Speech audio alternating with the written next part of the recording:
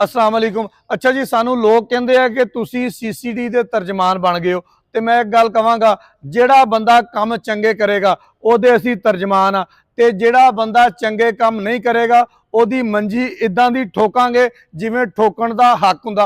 हुण तुसीं मैनूं दसना कि मनशियात फरोशां दे खिलाफ CCD जिहड़ियां कार्रवाइयां करदी पई आ, इह कोई माड़ियां वा? अगर साडा पंजाब मनशियात तो पाक हो जाएगा, साडी नौजवान नस्ल इस गंद तो बच जाएगी, क्या यह माड़ा काम करन दिया? चलो आओ तुहानूं फिर फैसलाबाद दीयां कार्रवाइयां दसदे आ। मलक तारक इत्थे SP लगा होया, जिहड़ा दिन रात नहीं सौंदा ते ना थल्ले वाली अपनी टीम नूं सौण दिंदा वा।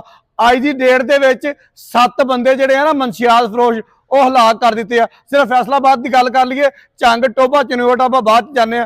फैसलाबाद दे विच 3 पुलिस मुकाबले होए आ, 3 बंदे जिहड़े आ मनशियात फरोश वो मारे गए आ ते 1 जख्मी है। इस तरह ही अगर आप झंग चल जाइए ना, झंग दे विच भी एक मनशियात फरोश, एक खतरनाक मनशियात फरोश आ, वो हलाक होया वा। अगर असीं टोभे चले जाइए, टोभे उत्ते फरियाद चीमा लगा होया, ते फरियाद चीमा जो SHO सी ना उदों नहीं फड़िया जाता सी, हुण तां CCD दे विच आ गया वा। उन्हें जनाबे लई एक मनशियात फरोश कढ़ा करके परा मारिया।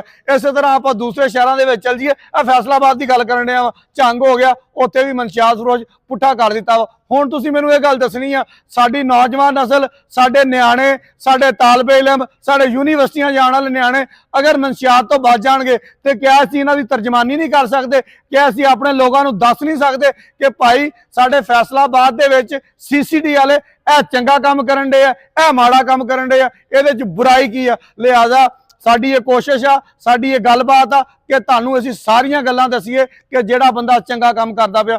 सुहेल ज़फर चट्ठे ने कहा सीगा कि 72 घंटिया के विच सारे मनशियात फरोश खत्म हो जाएंगे, क्या वो नहीं होए? मरियम नवाज ने कहा सीगा कि साडे स्टूडेंट, साडे न्याणे मनशियात इस्तेमाल नहीं करेंगे, क्या वो नहीं हो रही? बिल्कुल हर शय क्लीयर हो गई है। और जिंदे वसदे रहो, असीं तुहानूं दसदे रहांगे। बहुत शुक्रिया।